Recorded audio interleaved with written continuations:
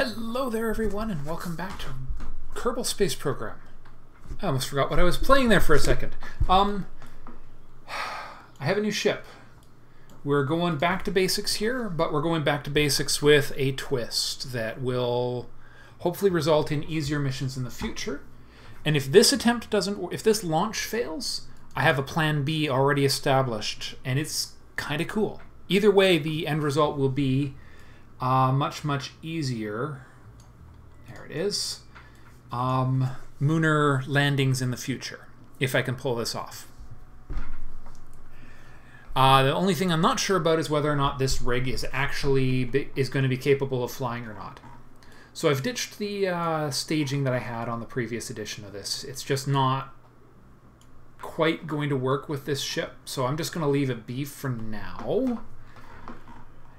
So all of this is familiar, lower stage, middle stage, upper stage, but what isn't familiar is this. This is Kerbal 9. Same as the first, but with a couple of twists, a twist added. And that twist being this rig in the middle right here. This is almost a finished space station core. I almost forgot one really, well, more or less a battery charging core for now. It's not got any fuel storage capability, and the plan is what I will eventually do, or what I will do on, is bring a second piece out if this works. So what this is going to do is I'll bring another chunk of station out, which will dock between this piece and the lander, and it'll have, where is it? Somewhere in this system I have that thing that they call a fuel pump. Where is the fuel pump? Probably would be control? No, it can't be control, can it? Decouplers, RCS, reaction wheels. I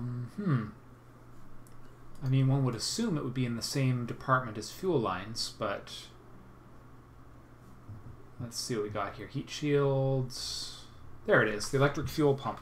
So that's it right there. So to make this, well,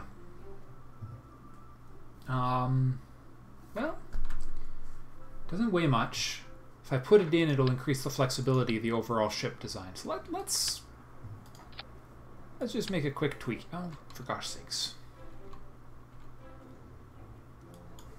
Edge snapping. Let's just sneak that in there. And see, I mean, it won't hurt anything other than being another 0.25 tons on this thing. It's lighter than some of my previous attempts, though, but my gut feeling is that this thing is going to crash and burn horribly. So, yeah. But we're going to try anyways, because we're nothing if not optimistic. We're also so optimistic because I have a computer core here and a computer core up here. We are not going to leave our lander, our main, our command module manned, which will give us a third more, and we'll disable life support in here. So this thing is completely shut down for now. So are these batteries, so are these RCS tanks. The tanks won't operate because of the way things work. So it's got a third more fuel than it used to, or a 50% more on each. This is the smallest, the next size up, in the smallest tank I could find. It's even smaller than these ones, so I figured it'd be worth it. Oh, that's a monster. Anyways, as I say, this thing could just crash and burn, and it'll be entertaining and hilarious, and we'll go with Plan B, which will be a two-part mission. Part 1 being a robotic mission to ship the space station core and lander out to the moon and put it in orbit. And Part 2 will be to bring the command module out, dock with the space station, and transfer the Kerbals over that way. So, without any further ado, we're going to try the hard way. Whoa! Is that thing bouncing? What was that? Almost looked like the whole thing was bouncing on top of the ship there, didn't it? This could be really bad. I might have to do that revised plan anyways. Okay, launching in 3, 2, 1, liftoff. Lock it on vertical there. So far, this not bad, not bad. As long as things don't flop around too much, we should be okay. All right, let's dial back the throttle. Whole bunch here. There we are. That's about minimum we can go to. All right. So we're about on course, throttle-wise, to yeah. We're using way too much of this uppermost stage, this transfer stage. I think we're going to be in real trouble if we try and fly this as is. So I could just bring this one down. I could revert. Yeah, this isn't going to work.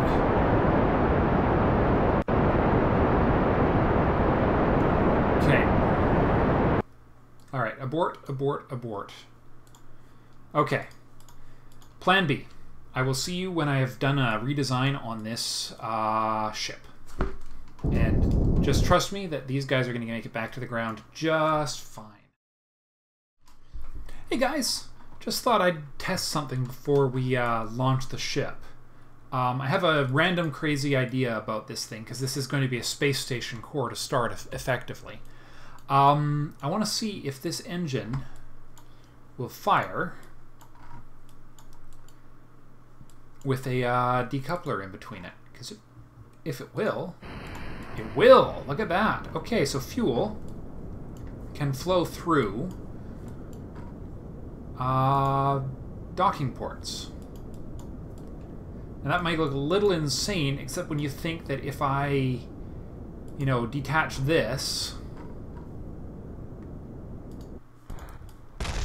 like so, I now have a space station with a built-in fuel tank.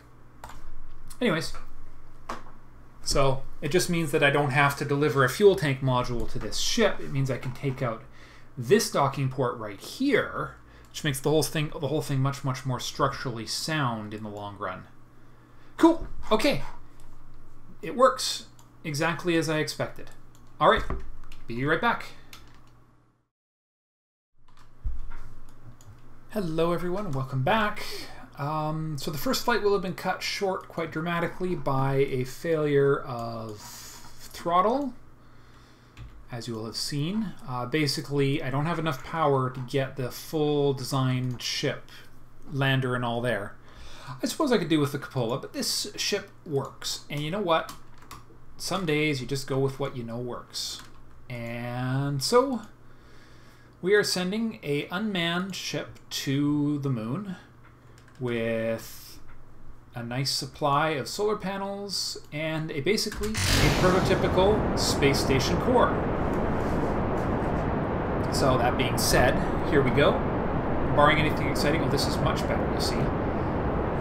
We're getting off the ground a lot faster this time, which means we've probably gone under the threshold of mass that I was having trouble with earlier. You see, I've already throttled down below the threshold of overheating, almost, which is good. That's good. So, okay, barring anything exciting, these lights are supposed to be off, aren't they? Yes, they are. There we go. We will do a nice sunrise launch, and I will be catching up with you in orbit. Unless, as I say, something really horribly exciting happens while I'm launching. In which case you will probably find me eyeing a debris field. Fortunately, it's an unmanned debris field, which is a very, very good thing. So, that being said, I will see you on the flip side.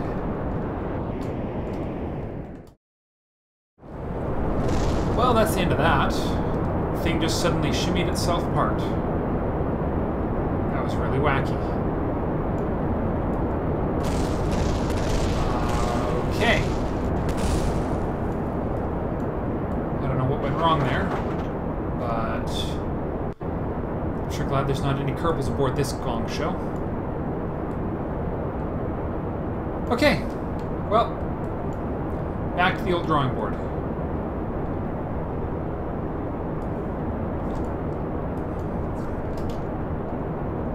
I wonder if I can get away from this thing. Nope. Not even a little... Oh, maybe? Mostly. Aside from the fact that the thing is completely spinning out of control.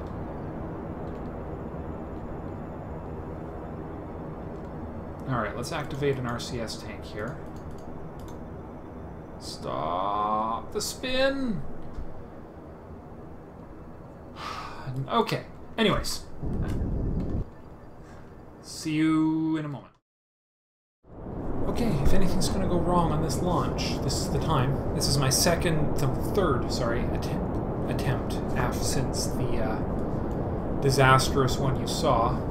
I haven't recorded 2 of them, it just wasn't going well. Or I should say I left it out, because no. Just no. So, okay, here we go. There we go. Okay, I think I know what was wrong. These were attached to these in an odd angle. So I think that was what was causing the ship to act a little strangely. I also took off one of the 3 solar panels on each quadrant, so it's a little less power, but I think in the long run it'll be a better ship for it. So, coolness. Alright. So, let's see what we got here. Yeah, if all goes according to plan, we'll be in orbit shortly. I just gotta make sure I don't gravity turn too far here. Oh, full throttle for the engines for this part. Because we need more up. Definitely need more up. If you hear any odd noises in the background, I feel like I'm hearing voices. I got some neighbors outside. Just a second.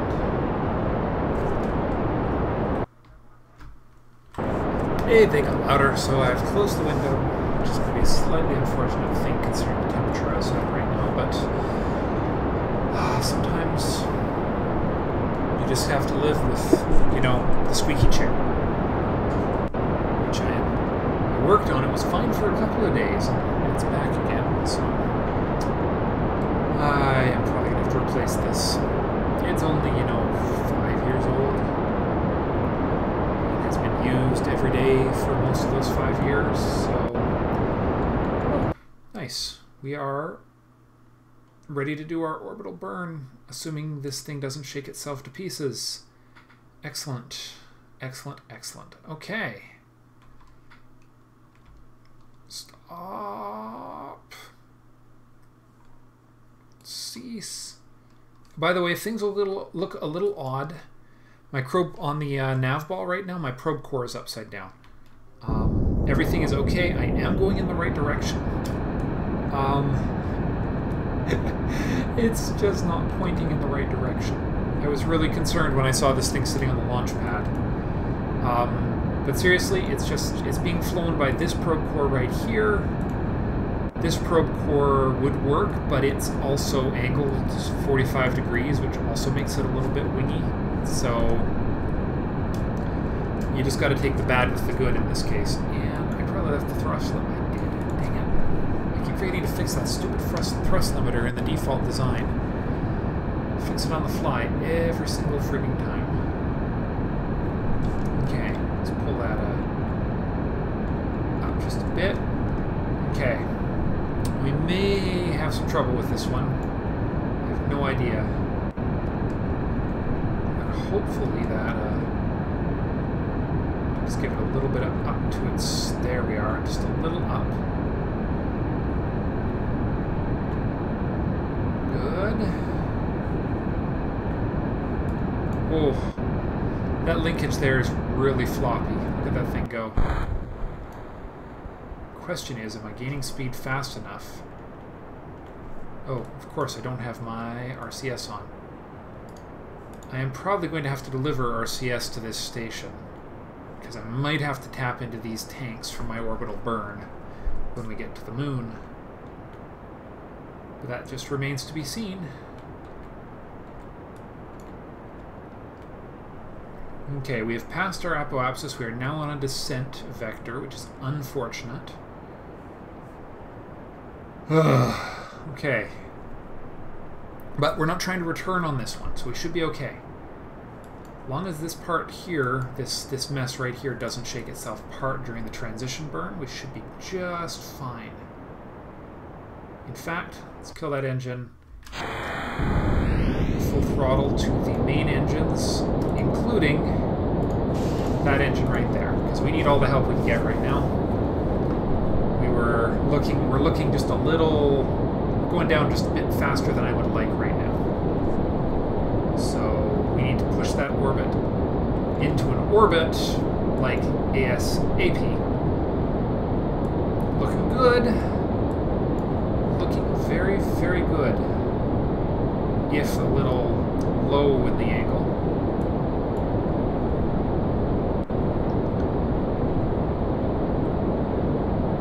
Alright, so this episode will be Munar Station 1 delivery. That's what I'm going to call this. This will be called Munar Station 1. Sound like a good name? That's what I'm going to call it at the end of this episode, but if you guys have a better name, I am all ears, for sure.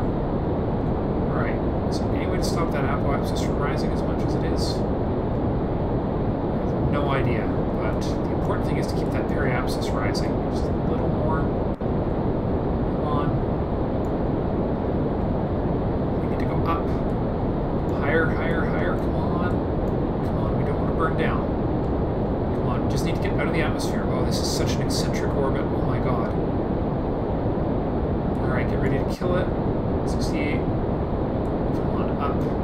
Up. Up, you stupid thing. Just get it out of the atmosphere. There we go. Okay. Oh my god, that is such a terrible orbit. My worst orbit in ages. Okay. No big deal. So we just need to set a burn to go towards the moon. Oops. And we'll get it in a nice, clean equatorial orbit around the moon, and all will be well with the world. So generally you burn when the moon is rising. So it follows along with the sunrise-sunset rule for Kerbin, except that in this case it's moonrise, moonset, because you're dealing with Kerbin as basically the sun. Alright, we need to set this as a target. Let's see how close we are. Pretty close. So we don't need a free return here. Let's see, are we getting there a little later? Let's see, that's the Kerbin apoapsis. That's a Munar actual collision. That's not looking bad. So I really want to come in at it flat. So, you know, if we can come in like that, that's a pretty nice one right there. We'll put it at a nice, oh, that's, we'll put it in fairly close. We want it nice and close. We don't want to be, you know, having to muddle around with high orbits here. But not too low either. We'll put it about 50. 50 is a nice number. But we can do that fine-tuning when we get there. Important thing right now is, let's just see if we can make this a little flatter. There we go. Nice and flat to the moon's orbit. I think that's the one we want right there. That looks seriously, what's wrong? Something is not right with that burn. I don't know what it is, but that does not look like a proper... Well, maybe we need to ask a better question. The better question would be if I change my conic. There we are. Okay, yeah, okay, that is okay. Good. Never hurts to change the context at which you are looking at things, I tell you. Because you never know if you're going to be right on the mark or if you need... Okay, we're getting... If we do it that like that, we get a lot of energy towards our capture.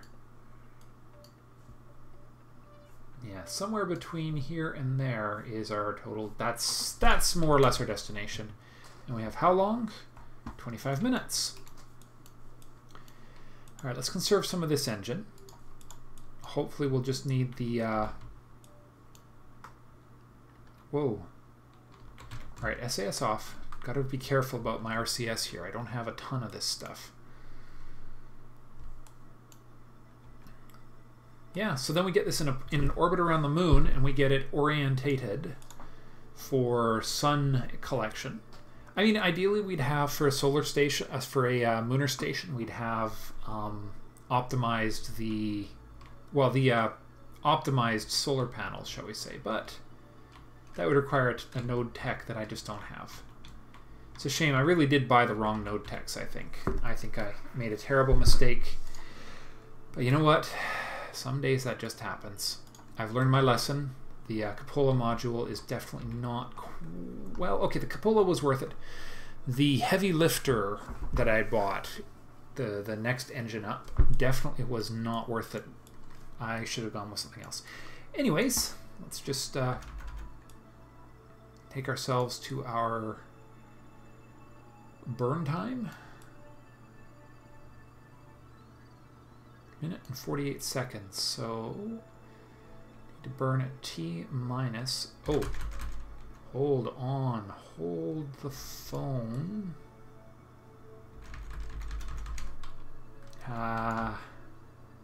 Everything's backwards. So we need to burn the opposite side.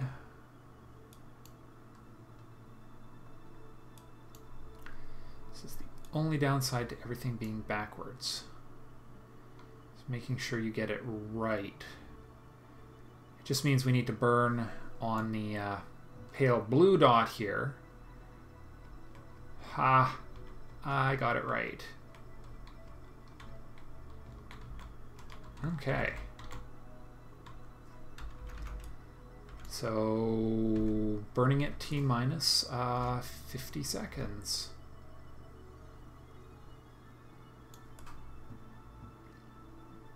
Three, two, yeah, see that's the right angle, right there. Getting ready. Get set. Throttle the engines. And hopefully this thing doesn't get too confused on me.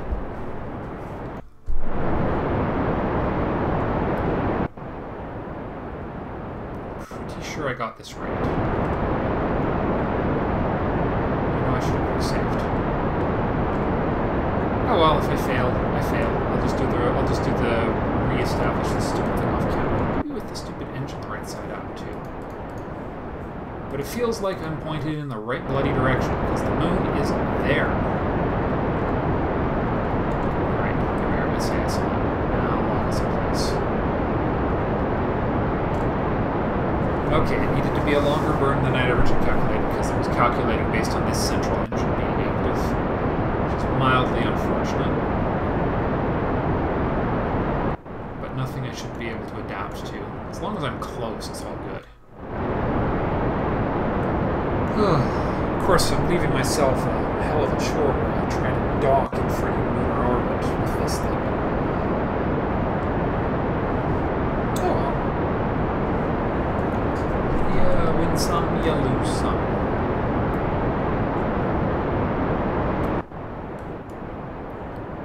Appears to be twisting in the right direction. I'm trying to make up for this grossly messed up apoapsis I had here too, so... is in place. Good. Almost there. 1 minute to go on this burn.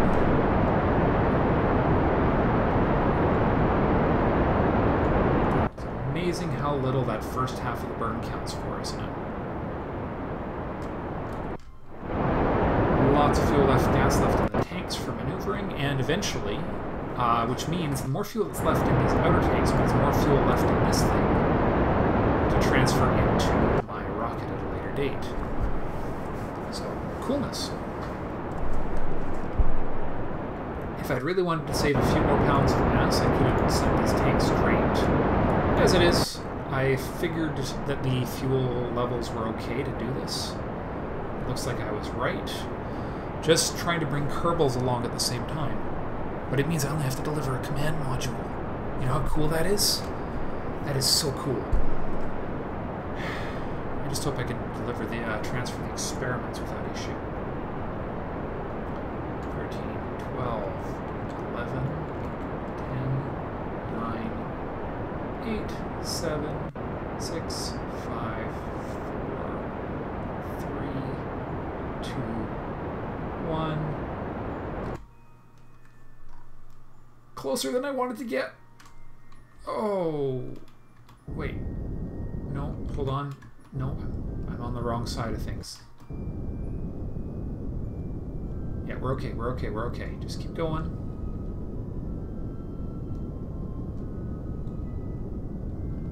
There it is. Alright, RCS off, SAS off. Quick save, because I have trouble with my time warping here. Kill the node. And set a node around the moon. That's just a retro burn. That's just our orbital burn right there. Perfect. Alright, that gives me an 8-hour time until... Okay. And we're getting enough power from the solar panels to keep this thing charged, even though it's not optimally oriented. So we fly away from Kerbin towards the sun and the moon. Beautiful. Look at that. 22-second burn to put us into Munar orbit. And then this mission will be done. And we will have Munar Station 1 in place. Says here in fine print. 1 hour to go. Slow down. Okay. Good time for a quick save.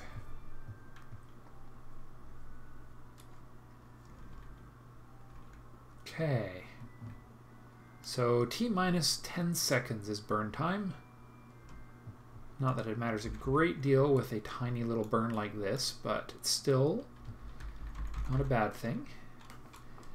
Alright, and since we are still backwards... That is just so funny that this thing is upside down. I hope that doesn't cause me too much grief in the working with the station. It probably will, but that'll just be part of the entertainment factor of this thing. All right, and lock it on to our burn. So at 6 minutes left. And during that time, it should come around towards being a retrograde. Well, retrograde in quotation marks, since we're on the prograde marker when we do this burn. Oh, I missed it. Close enough. And minimal use of the poodle. In fact, I might even be able to leave these outer engines here if we've got fuel left in them.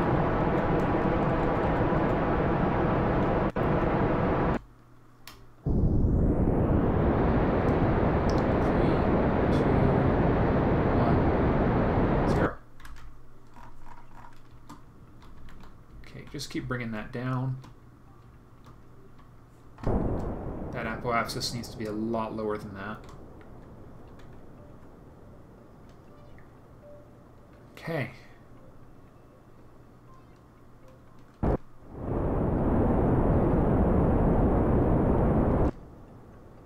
We have almost got a perfect orbit. We might just be leaving these hazards to navigation here.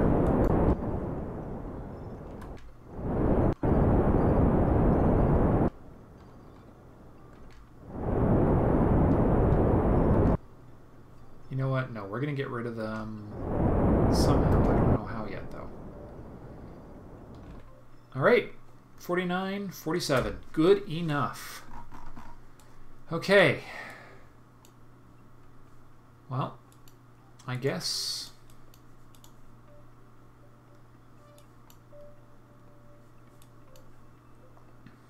I'm not entirely sure how to do this at this stage. But I guess we decouple this. You know, it'd be really nice to be rid of these things. Let's be honest here. Okay, let's do this. We'll eject. Engines are off. This engine will be activated. We will eject those and clear ourselves away from those because they're going to be nothing but a hazard. There we go. Alright, and that dropped our periapsis down a bit more, so we're going to drop the apoapsis down a bit more on the other side of the planet, and we will call that good.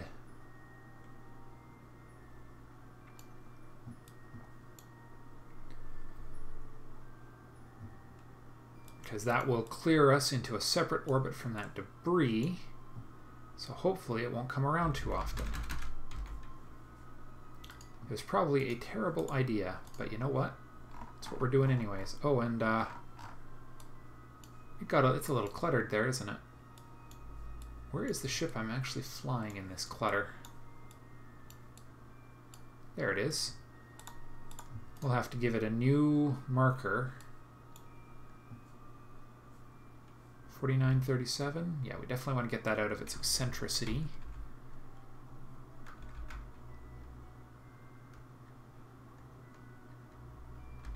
Okay. Must be getting very close to the periapsis now. Yeah, here it is. I called it Kerbal 9A. It should have been called... Alright, so that's functionally our prograde marker now. So... Wouldn't it be funny if we actually managed to collide with one of these stupid things? Did I just run out of RCS in the main tank? I probably did, didn't I? Yep. Alright, we'll snag a bit out of here.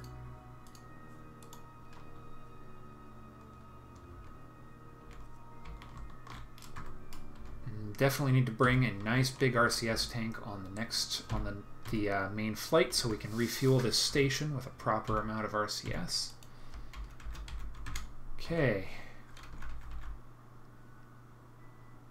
Just bring it the rest of the way around. The periapsis. Reorient just a little. And round out that orbit.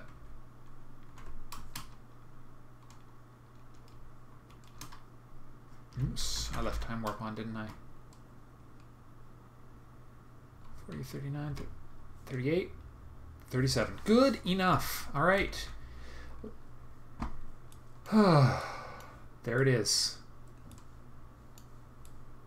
Let's just bring it around into the sun again. Make sure it's angled the right way to get best effect from the sun. Definitely not at the moment.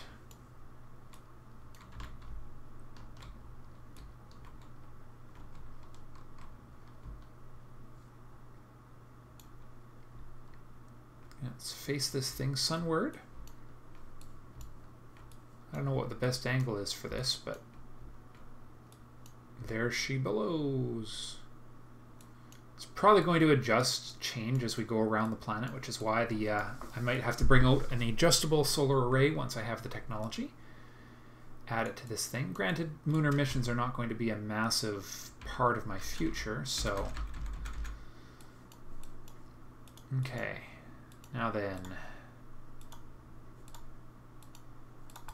we need to turn off the gas. There it is. Not a huge loss, but definitely one I want to avoid overdoing in the future.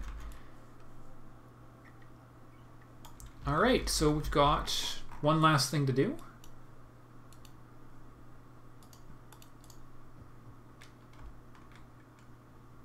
Okay, get rid of that. Turn this back on.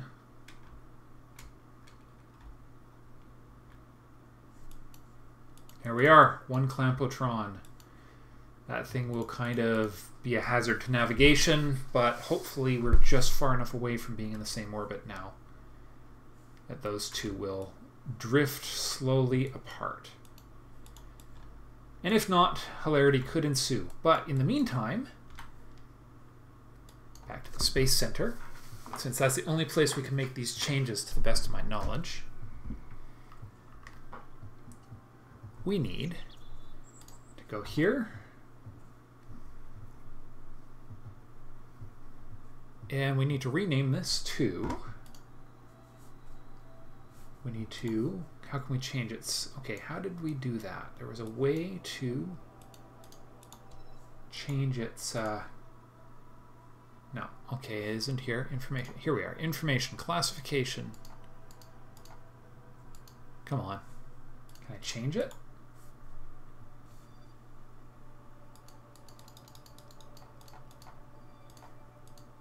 All right, this is missing, I'm missing something here. Okay, let's go back and fly it. Just a second. We're getting this right. Gotta have this right. I just need to figure out how to rename this thing. It's an important thing.